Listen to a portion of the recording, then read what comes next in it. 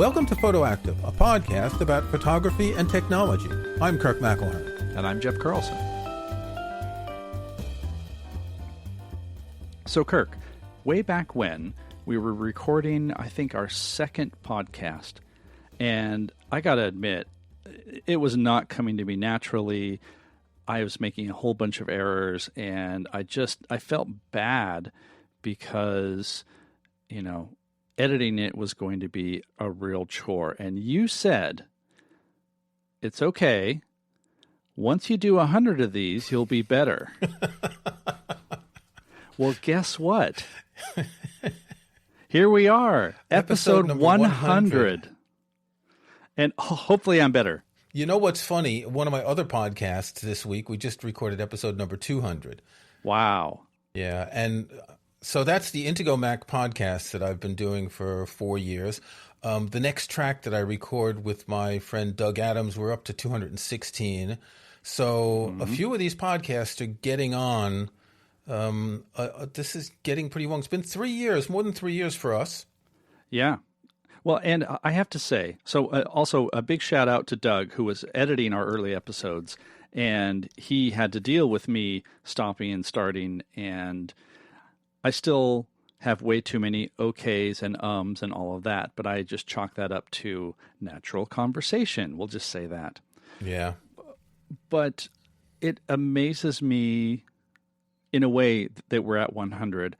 And I'm just going to sort of, puff out my feathers and brag for a second, because there are so many podcasts that I run into that look really interesting. And then I realize there are 8, Yep. And then they stopped. And so it's only about 9:30 a.m. here now. So I don't really feel it's appropriate for me to break open a hard cider in celebration, but I've got some coffee.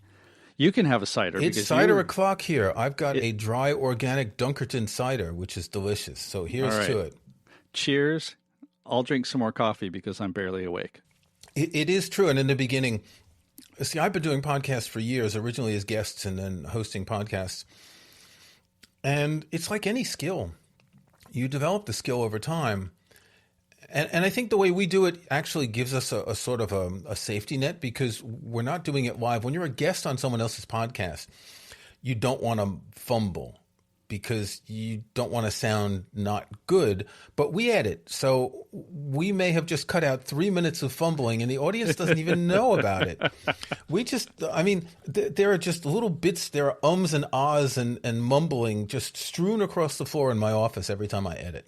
Yes, totally. And I will say I have a huge amount of respect for people who do podcasts live. And I've been on podcasts that are live, and I do find myself having to really concentrate and make sure that I'm more interesting and not hitting all my verbal tics. And so just a huge amount of respect for people who know how to do this well. I can definitely say that I am better, but you and I both edit these, and we know that there are some times when things just go sideways. Yeah. So, and quite honestly, I want to thank everybody who's listening for sticking with us. If you've been with us till the beginning. I'm going to leave that in when I edit. I think we're going to have to leave that in. Yeah. I want to thank everybody who has been with us since the beginning. Yeah. And who are new. See, this is podcasting. Oh, look, now we're a live podcast. You know what? I think this one's going to be easy to edit because I'm not going to cut anything so people can hear how the sausage is made. And then everybody will just unsubscribe. Yeah. No, I won't do that. I'll just leave that one bit in, though, because it's very timely. So we've been looking back at the 100 episodes, and we wanted to just talk about what we enjoyed about the podcast, what was the most interesting. Worth pointing out that we tried for a while, for about 25 episodes, to do it every week, and that was just too much. Yeah. Because I have other commitments of podcasts. And I mean, I've recorded 6 episodes this week because I'm taking next week off. So I've had to double up on things and do things in advance to not have anything to do next week. Sometimes we've had to do 2 in a week, which we've done this week. And other times you go away, I take time off or whatever. It's a lot of work. It's quite enjoyable. And if we're still doing it, it's because we enjoyed it. I never realized how draining a podcast can be, just in the sense of performance. I mean, I'm kind of performing, and I'm like, oh, you know what? Kirk and I were gonna record in the morning. It'll probably take us maybe an hour and a half after we've had our surrounding discussions and talk about the episode and things like that. And then I'm done, and I'm just kind of wiped for about 30 or 40 minutes because it's a lot of work. It takes focus. And wait, focus? I'm a writer. I can't do focus. and for me, it's the end of the day. So you're in Seattle and I'm in the UK, and that's an 8-hour time difference. So it's currently 5:40 p.m. for me. For me, it's even more fatiguing. I'll often go and lie down for half an hour after we've done a podcast, either with you or one of my other late in the day podcasts. I do record the next track, my music podcast, mid-afternoon. My co-host Doug Adams is in Boston, so that's only 5 hours away. And he likes to work in the morning, so that works. But it is, at the end of the day, for me, it's fatiguing. I can't imagine starting first thing in the morning because, although I guess I could, I'd sit down with a cup of tea afterwards and look out at the birds or something for a half hour. Exactly. But sometimes after I've finished recording a podcast like this, I've got to go make dinner, or there's something else going on, and yeah, it's a lot of work. But we're not complaining, right? No, not at all. I mean, in fact, I think that's kind of the testament to this. There's also been one, I wouldn't call it like an overriding mantra, but something that helped me out very early on when I would over prepare and I would make these grand outlines that there's no way you could fit them into 30 minutes of a podcast. And at one point you said, look, we're just a couple guys in a pub talking about photography. And I know that was just a quick mention on your part, but for some reason that has stuck with me. And so whenever I get anxious about a topic, or I don't know if we're going to cover everything, I literally repeat to myself, you know what? We're just a couple guys in a pub, and hopefully that has carried through. Yeah. One of the things, this is a big difference between a podcast like this where we have occasional sponsors and a couple of podcasts I do that I'm paid to do. Mm-hmm. I do a podcast for Intego, the Mac security company. We've just done 200 episodes. I'm paid for that. I've just started a podcast for Scrivener, which is an app for long-form writing. And I've just finished preparing the 4th episode for that. And when you're paid to do a podcast, it's different. You do have prep. You do have an outline. You have notes before you start. Right. Occasionally, one of the Intego episodes is a sort of two guys in the pub, but not often. Whereas on my music podcast, The Next Track, I'm going to mention every single one of my podcasts in here to get them in the show notes. Well, actually, I was going to say, you mentioned Scrivener, and it seems like there's something else related to Scrivener that has your name on it that we should probably throw out there. We should probably mention my book, Take Control of Scrivener, which I think I wrote the first edition 2013 or something like that. I've been using Scrivener since it came out in 2010. Yeah. I wrote the first edition of the Take Control book around 2013. And so the Scrivener people hired me early this year to blog for them and to do a podcast. And the podcast has been really enjoyable. I'm interviewing authors, talking about their books and talking about how they use Scrivener. And of course, there's a lot of prep. I've got to know who the authors are. I've got to read the books, or at least read part of the books. I can't always read all the books, to be honest. Yeah. But I've got to talk 30 minutes and lead the authors through certain things. And, there's a rhythm, there's a structure, because it's in 2 parts with an ad read in the middle. Mm-hmm. So you have an arc of the first half, an arc of the second half. And it gets easier over time. But anytime I've started a new podcast like that, there's a bit of stress getting used to it. There are definitely many different kinds of beasts in podcasting that I've also discovered. So. And that's very enjoyable. And not to mention all the technical problems we have. We can't connect with Skype. You've been having a problem with your microphone for the past 2 episodes, the same mic you've been using for 98 other episodes. I'm afraid I don't know what you're talking about. We never have any technical problems, because by the time you hear this, those have been resolved. Yes. Or, yeah. But and then there can be problems with guests whose audio is not great, who have trouble connecting. Yeah. Sometimes the behind the scenes of scheduling guests can be really complicated. We've got one where there must be 84 emails back and forth for one forthcoming guest. It's going to be a great guest and a repeat guest, as a matter of fact. Exactly. Well, you know what? That brings us to one of the things that I love about this podcast the most, and that is we've had some amazing people on. I mean, obviously, you and I, we're both photographers. We write about this. We know a lot about this. But honestly, like the opportunity to talk to some of the people that we've talked to has really been one of the highlights for me. Yeah, I did a quick count this morning. I'm not sure I'm totally precise, but I scrolled up and down on photoactive.co, which is the website. I think we had 36 different guests and 43 episodes with guests, because we've had a number of repeat guests, a couple of them even 3 times. And the first thing I thought of looking at all the episodes is, wow, we've had such wonderful conversations with interesting people. Yes. Yeah.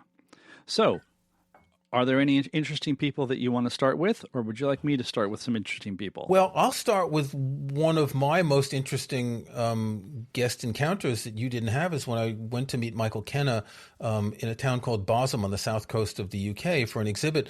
It was fascinating to meet him. He's one of my favorite photographers. As a result, I have a few of his photos on my wall. The audio wasn't too great because I was recording with a handheld recorder in the gallery, which is all hard walls. But it was really fascinating to meet him, to see the exhibit, to talk to him in front of the photos and all that. And we had him on a second time talking about his book called Buddha. And just getting to know a photographer a little bit better, a photographer of that caliber, was really interesting. Yeah, definitely. And I will say, you're right, the audio wasn't great, but that's one of those circumstances where after about 3 minutes, your ear is attuned to it, and who cares what the audio sounds like, because it was just a really interesting conversation. Next time I'll know to do certain things to make the audio better. So yeah. If there is a next time in these COVID times, we don't really go anyplace, but I would like to meet other photographers in galleries like that in the future. Yeah. I should also say one of the things that I like is that, and again, I'm totally bragging, but I guess because this is the 100th episode, we can do that. How best to say this without sounding rude?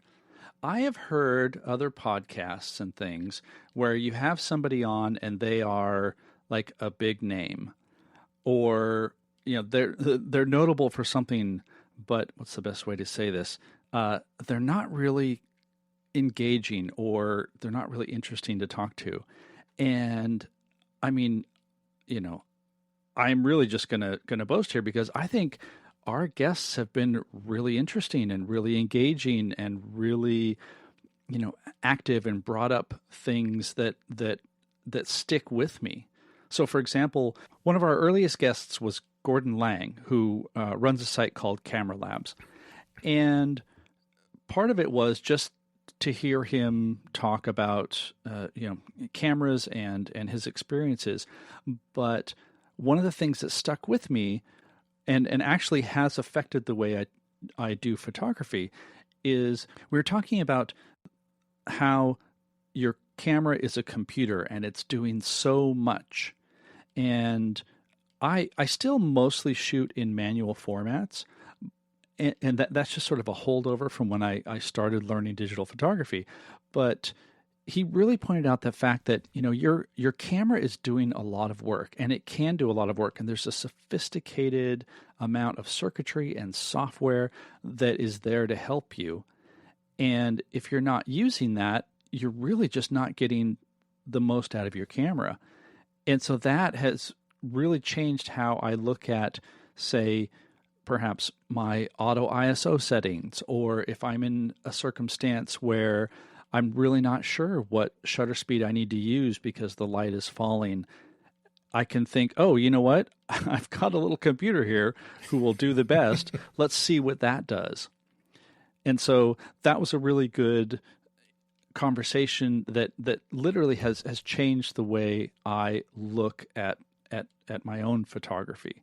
I should also mention all of these links are going to be in our show notes. So make sure you go to photoactive.co and click on all these links and re-listen to the episodes.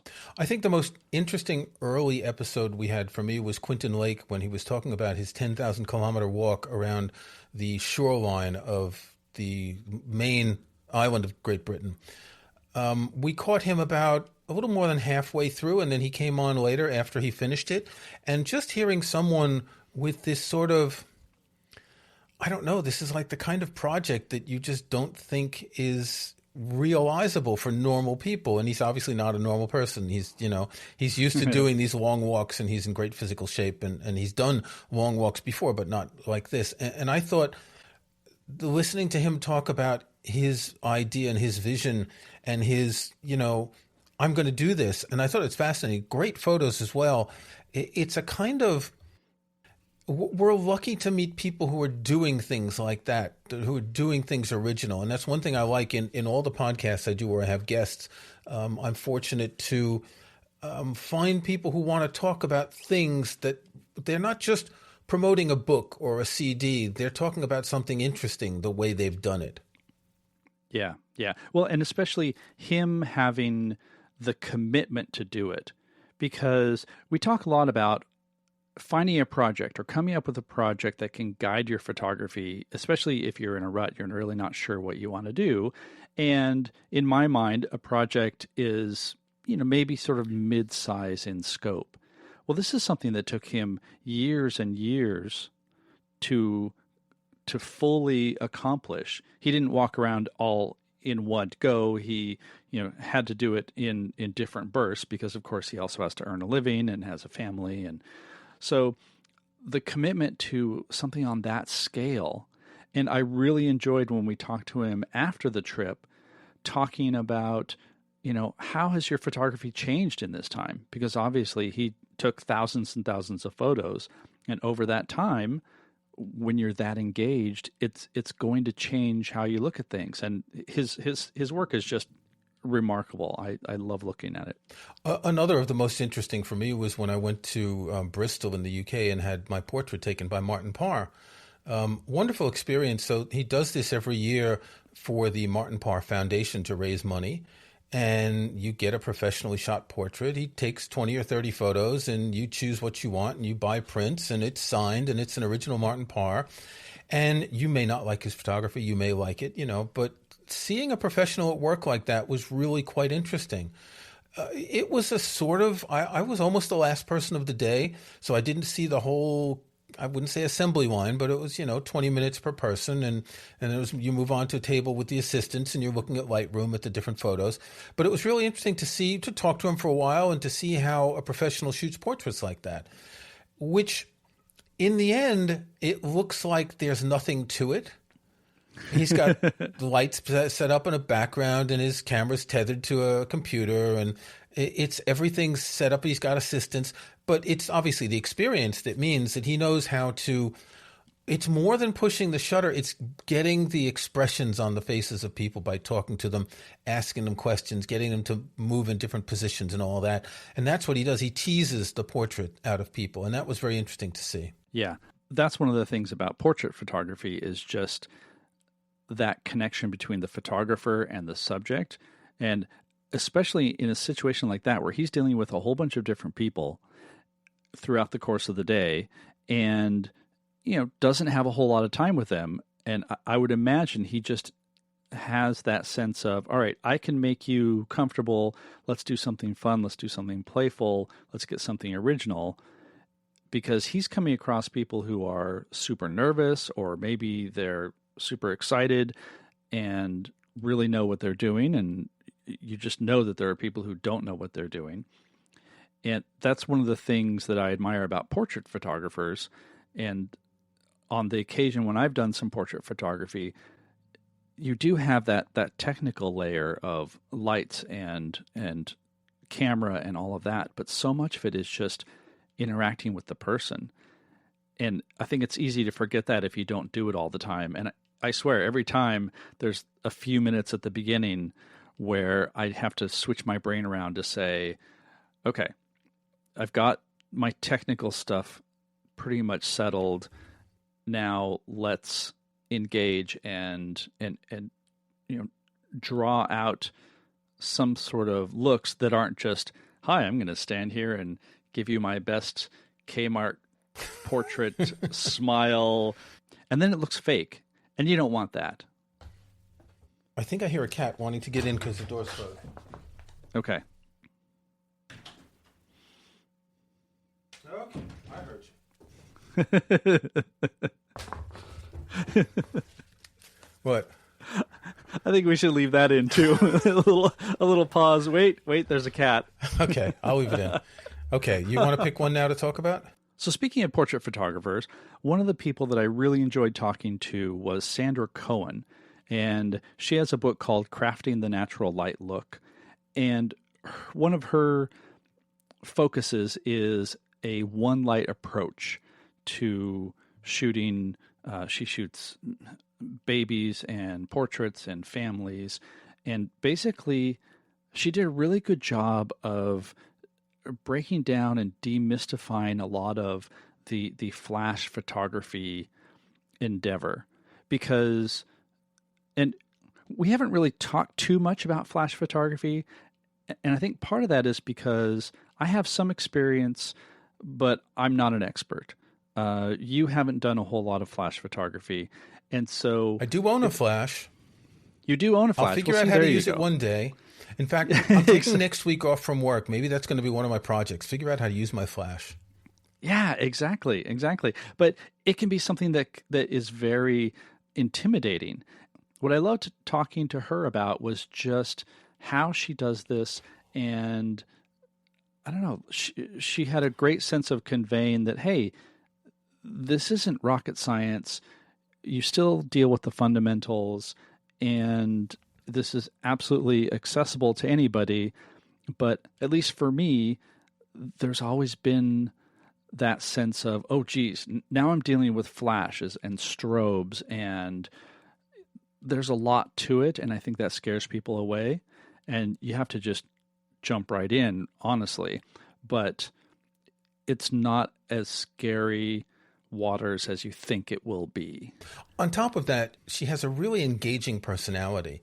And yes, the way she explained all of this was really, you just pay attention to someone like that. And another episode a couple months later was Lisa Carney talking about professional retouching. It was very similar. Here's someone who's doing, actually, it was more than retouching, because she does this compositing, like these posters for films and all that. The way she was so passionate about explaining what she does really changed the way I look at that sort of photos. I'd always known that they were, not everyone in the photo was there at the same time, but learning about how it works behind the scenes was really interesting. Yeah. Actually, I was going to bring her up next, but I will pivot instead to, we did that one as sort of a two-parter. So the episode right before that was just you and I talking about types of retouching and practical retouching. In fact, this is one of the episodes where there's video content for it, just because you needed to see some of this stuff in action. So make sure you go to the website and click on the video for that. But what was nice was talking about sort of everyday photo retouching, like getting rid of spots in the sky and things like that. And then talking to Lisa about, okay, here's how things are at the absolute top level. And even though I'm not going to do that sort of compositing in any, sophisticated sense like that, I love being able to get a look into that world and see what's actually happening and what's involved. And even to the point where I loved when she was talking about like getting projects like that together. And, with us, it's, I'm going to go shoot something, or I'm going to go take a photo shoot of my sister's family, right? And that's sort of a nice, easy few people involved. Well, in her world, she has art directors and she has editors and she has, like this whole team of people working to create deliverables on a schedule. And that's not what we do. Well, that's the difference between being a professional and an amateur. Absolutely. That's the difference between blogging and being a journalist, right? Even though we both blog as well as being journalists. Right. But there's a question of, an enlightened amateur versus a professional. So one of the things that I've loved is being able to get a look into those situations that we're not going to be involved in.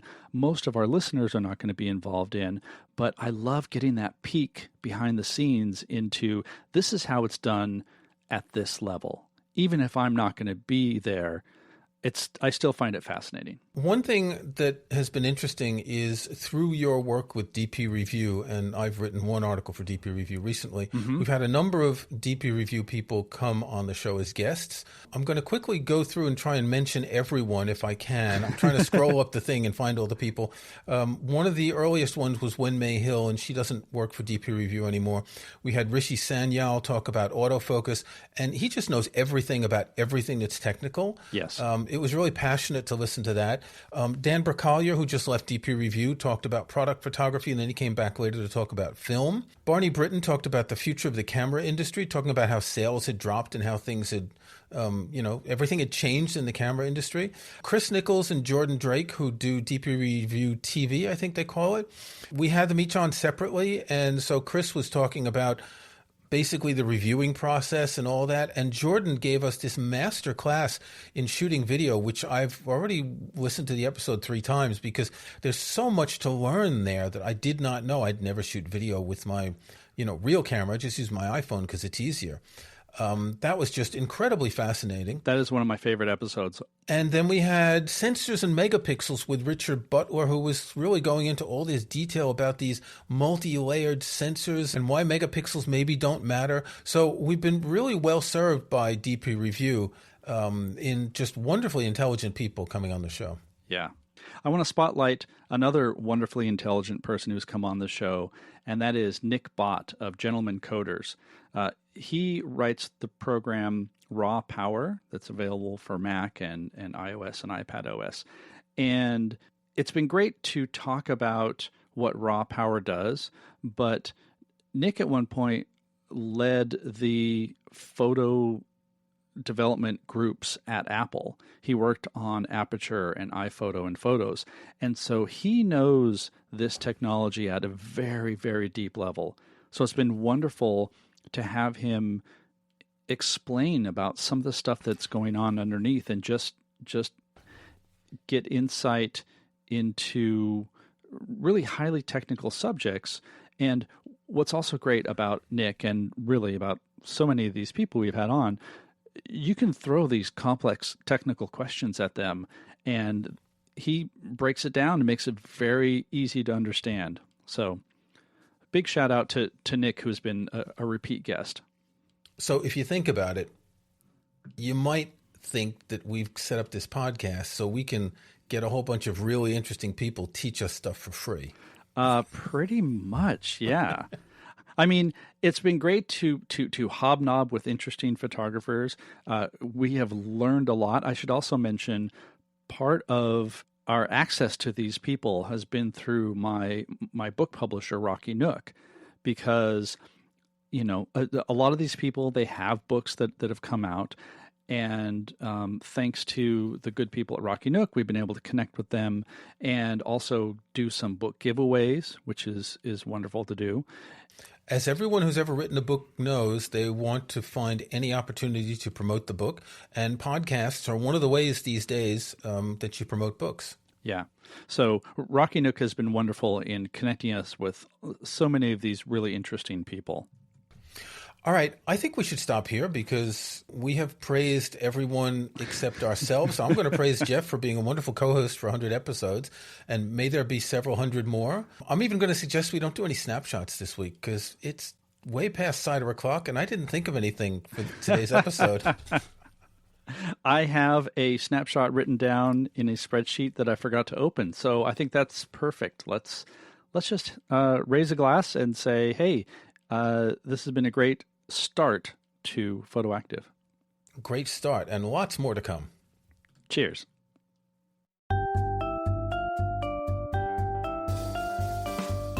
Thanks for listening to PhotoActive. You can find show notes, including any photos we discuss in this episode, at photoactive.co. That's photoactive.co. We couldn't afford the M. You can join our Facebook group at facebook.com/groups/PhotoActiveCast. That's PhotoActiveCast in one word. You can subscribe to PhotoActive in your favorite podcast app or on Apple Podcasts. See the links on our website. And think about leaving us a rating or review in iTunes or in your podcast app.